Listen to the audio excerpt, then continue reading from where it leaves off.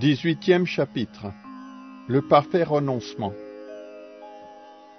Arjuna dit: j'aspire à connaître le but du renoncement, Tyaga, ô toi aux bras puissants, et aussi le but du sannyasa, au vainqueur du monstre Keshi, ô Rishikesha.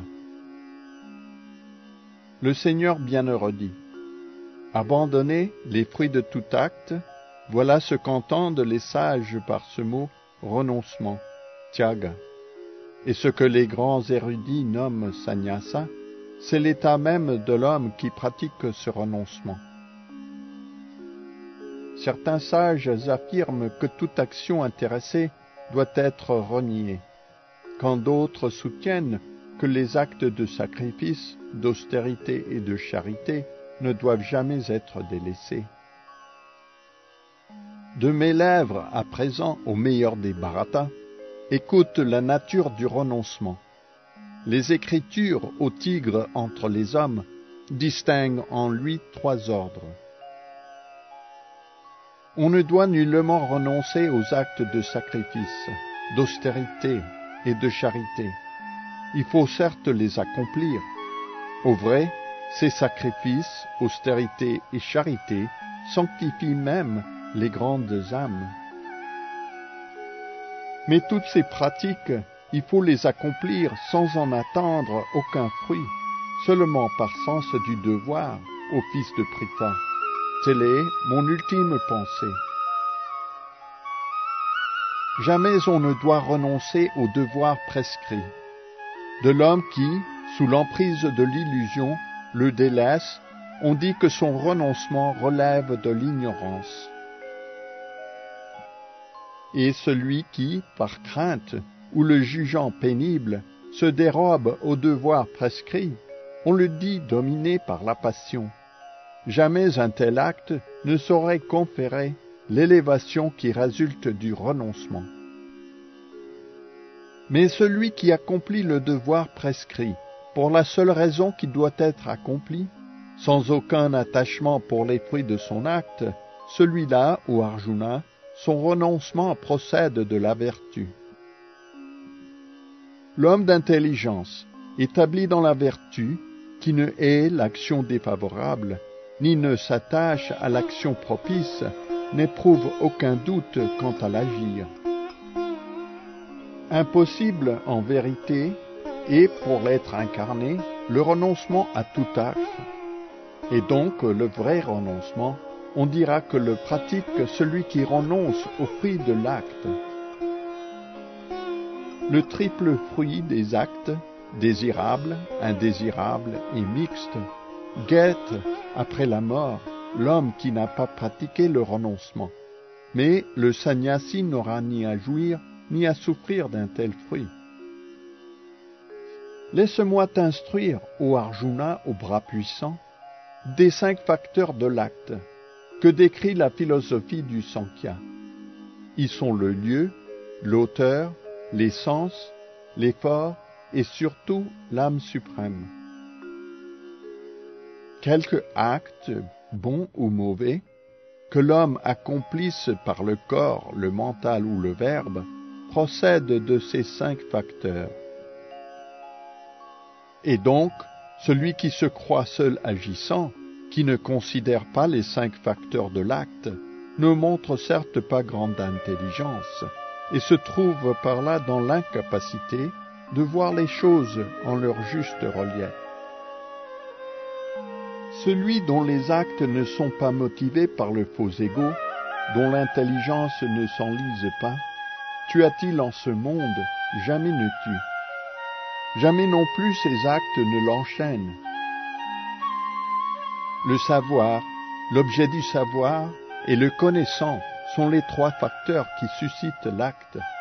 Les sens, l'acte en soi et son auteur forment la triple base de toute action.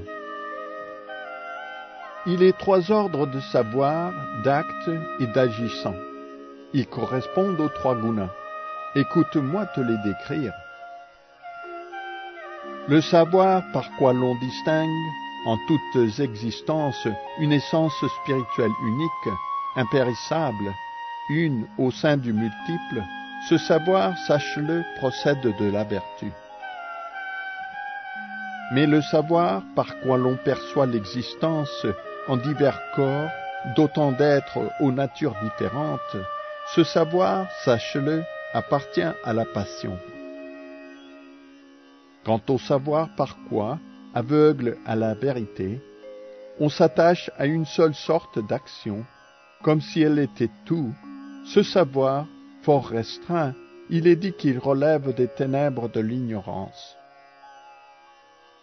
L'acte que dicte le devoir, l'acte qui s'accomplit sans attachement, sans attrait ni aversion, et qui s'accompagne du renoncement à ses fruits, cet acte, on le dit procéder de la vertu. Mais l'acte accompli par grand effort, l'acte qui vise à l'assouvissement des désirs et que motive le faux égo, cet acte est dit appartenir à la passion. Quant à l'acte accompli dans l'inconscience et l'égarement, sans considérer les suites ou l'enchaînement qu'il entraîne, qui fait violence à autrui et s'avère impraticable, cet acte est dit relever de l'ignorance.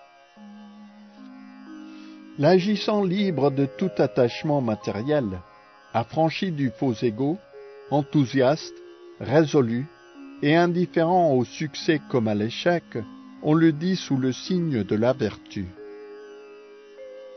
Mais l'agissant qui s'attache au fruit de son labeur, qui avec passion désire en jouir, qui est avide, envieux, impur, ballotté par les joies et les peines, on le dit dominé par la passion.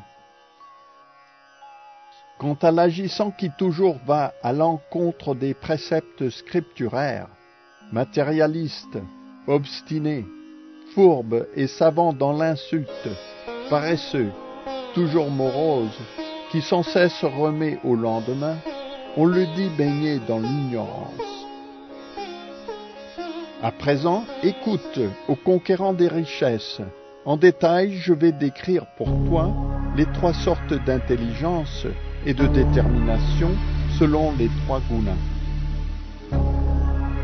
L'intelligence par quoi l'on distingue ce qu'il convient ou ne convient pas de faire, ce qui est à craindre et ce qui ne l'est pas, ce qui enchaîne et ce qui libère, cette intelligence, ô fils de Pritha, procède de la vertu. Mais l'intelligence qui de la religion ou de l'irreligion ne distingue pas les voies, ni ne distingue ce qu'il convient ou ne convient pas de faire, cette intelligence imparfaite, au fils de Pritha, elle appartient à la passion. Quant à l'intelligence baignant dans l'illusion et les ténèbres, qui prend l'irréligion pour la religion et la religion pour l'irréligion, qui toujours se tourne vers la voie mauvaise, cette intelligence, au fils de Pritha, relève de l'ignorance. La détermination qu'on ne peut briser, que la pratique du yoga soutient avec constance et qui ainsi gouverne le mental, la vie même et les mouvements des sens, cette détermination, au fils de Pritha, procède de la vertu. Mais la détermination par quoi, dans la piété, l'acquisition des biens et la satisfaction des sens, on tient fortement à quelques fruits personnels, cette détermination, ô Arjuna, elle appartient à la passion. Quant à la détermination qui se révèle impuissante à mener au-delà du rêve, de la peur, des lamentations, de la morosité et de l'illusion, cette détermination inapte, au fils de Pritha, relève de l'ignorance. Maintenant, au meilleur des Bharata, écoute-moi te décrire les trois sortes de bonheur dont jouit l'être conditionné, et par la répétition de quoi il en vient parfois au terme de toute souffrance. Le bonheur qui d'abord peut sembler comme un poison, mais à la fin s'avère comparable au nectar, et qui éveille à la réalisation spirituelle. Ce bonheur, on le dit procéder de la vertu. Mais le bonheur naît du contact des sens avec leurs objets, qui d'abord est pareil au nectar, mais à la fin prend le goût du poison. Ce bonheur est dit appartenir à la passion. Quant au bonheur aveugle à la réalisation spirituelle, et qui du début à la fin n'est que chimère, issu du sommeil, de la paresse et de l'illusion, ce bonheur, on le dit, relevé de l'ignorance. Nul être, ni sur terre, ni parmi les devas, sur les planètes supérieures, n'est libre de l'influence des trois gunas.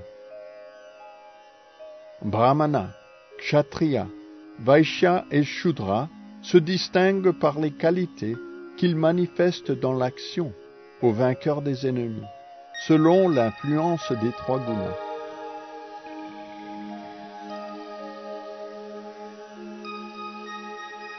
Sérénité, maîtrise de soi, austérité, pureté, tolérance, intégrité, sagesse, savoir et piété, telles sont les qualités qui accompagnent l'acte du brahmana. Héroïsme, puissance, détermination, ingéniosité, courage au combat, générosité, art de régir, telles sont les qualités qui accompagnent l'acte du kshatriya. L'aptitude à la culture des terres, aux soins du bétail et au négoce, voilà qui est lié à l'acte du vaishya. Quant au shudra, il est dans sa nature de servir les autres par son travail. En suivant dans ses actes sa nature propre, chaque homme peut connaître la perfection. Comment accomplir cela? Écoute-moi te le dire à présent. En adorant le Seigneur, l'omniprésent, à l'origine de tous les êtres, l'homme peut, dans l'accomplissement de son devoir propre, atteindre la perfection. Mieux vaut s'acquitter de son devoir propre, fût-ce de manière imparfaite, que d'assumer celui d'un autre, même pour l'accomplir parfaitement. Par l'accomplissement des devoirs prescrits, que sa nature assigne à chacun, on n'encourt jamais le péché. Comme le feu est couvert par la fumée, toute entreprise est voilée par quelque faute. Aussi, au fils de Kunti, nul ne doit abandonner l'acte propre à sa nature, fût-il empreint de tâches. L'homme peut goûter les fruits du renoncement par la simple maîtrise de soi, le détachement des choses de ce monde et le désintérêt à l'égard des plaisirs matériels. Là réside en fait la plus haute perfection du renoncement. Brièvement, ô fils de Kunti, apprends de moi comment, si l'on agit de la façon que je vais t'exposer, on peut atteindre la perfection suprême, le niveau du Brahman. Tout entier purifié par l'intelligence, maîtrisant le mental avec détermination, renonçant aux objets qui font le plaisir des sens, affranchi et de l'attachement et de l'aversion, l'homme qui vit en un lieu retiré, qui mange peu et maîtrise le corps et la langue, qui toujours demeure en contemplation, détaché, sans faux égaux, sans vaine puissance ou vaine gloire, sans convoitise ni colère, qui se ferme aux choses matérielles, libre de tout sentiment de possession, serein, cet homme se trouve certes élevé au niveau de la réalisation spirituelle. Celui qui atteint le niveau spirituel réalise du même coup le Brahman suprême et y trouve une joie infinie. Jamais il ne s'afflige, jamais il n'aspire à quoi que ce soit. Il se montre égal envers tous les êtres. Celui-là obtient alors de me servir avec un amour et une dévotion pure. À travers le service de dévotion, et seulement ainsi, peut-on me connaître tel que je suis. Et l'être qui, par une telle dévotion, devient pleinement conscient de ma personne, entre alors en mon royaume absolu. Bien qu'engagé en des activités de toutes sortes, mon dévot, sous ma protection, atteint par ma grâce, l'éternelle et impérissable demeure. Dans tous tes actes, ne dépend que de moi, et place-toi toujours sous ma protection. Ce service de dévotion, accomplis-le en pleine conscience de ma personne.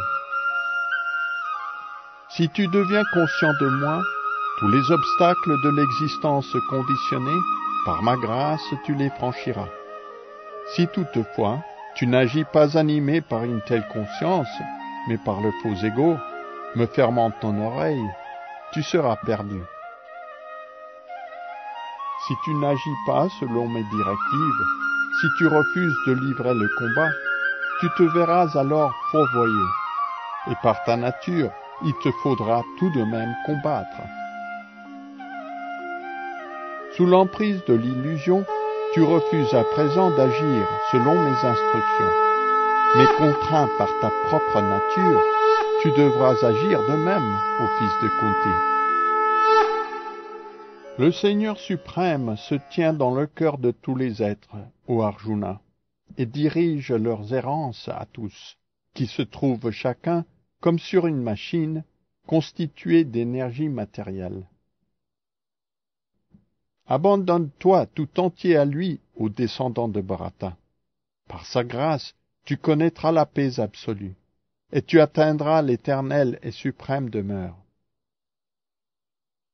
Ainsi, t'ai-je dévoilé le plus secret des savoirs. Réfléchis mûrement, puis agis comme il te plaira.